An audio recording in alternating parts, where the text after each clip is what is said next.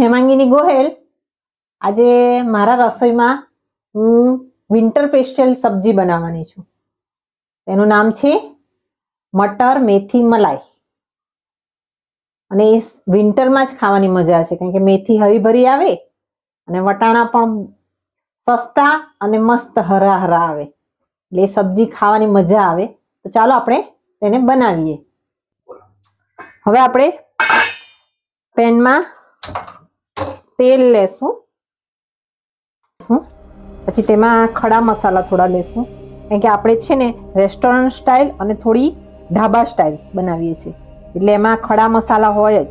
એમાં છે આ તજનો કટકો, 2 લવિંગ નાખ્યા છે, 2 ઇલાયચી છે, અને આ 4-5-6 દાણા મરીના છે, અને અડધી ચમચી જીરું છે. એ આપણે આમાં તેલમાં નાખશું. સતળાઈ જાય એટલે તેમાં કાંદા નાખશું. મોટા મોટા રફ જ સમારી દેવાના.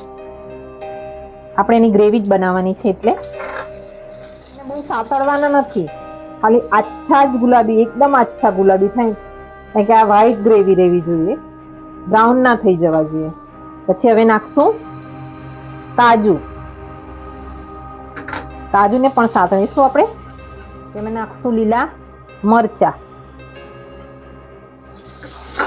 તેને પણ સાતળશું. આમાં નાખશું આપણે અડધી ચમચી મીઠું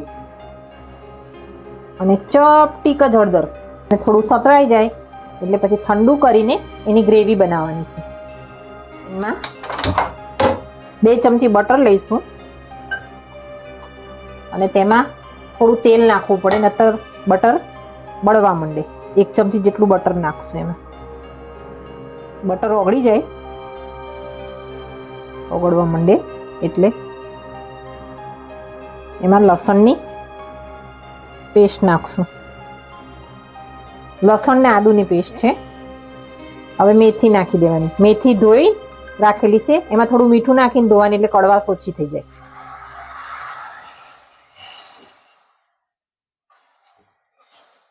તેને બટરમાં એકદમ સાંતળવાની.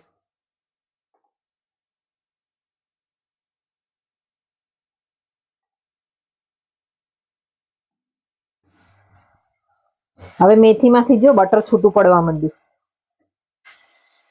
દેખાય છે. પછી વટાણા નાખી દેવાના. હા, બાફેલા વટાણા છે. હવે જે આપણે પેસ્ટ બનાવી છે ને, લસણ અને ડુંગળી ને બધું નાખીને, કાજુ નાખીને, એ પેસ્ટ નાખશું.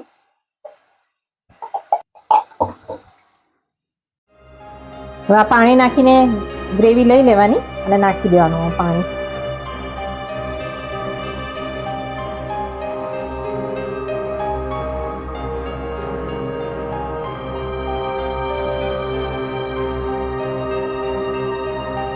અડધી ચમચી મરચું નાખવાનું, અડધી ચમચી કિચન કિંગ મસાલો, અડધી ચમચી ખાંડ નાખવાનું. પછી હલાવી દેવાનું, સ્ટર કરી લેવાનું. પાછળ થોડું મીઠું નાખું ભાજીના ભાગનું. હવે આ સબ્જીમાં મેં ઘરની ક્રીમ લીધી છે, અમૂલની ક્રીમ પણ ચાલે.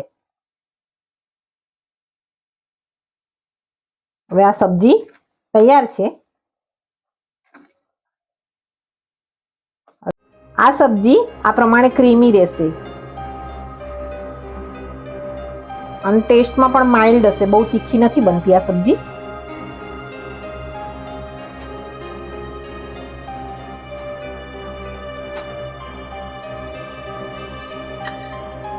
હવે તેના પર આપણે ક્રીમથી ગાર્નિશ કરશું અને તેલનું રોગન થી ગાર્નિશ કરવાનું.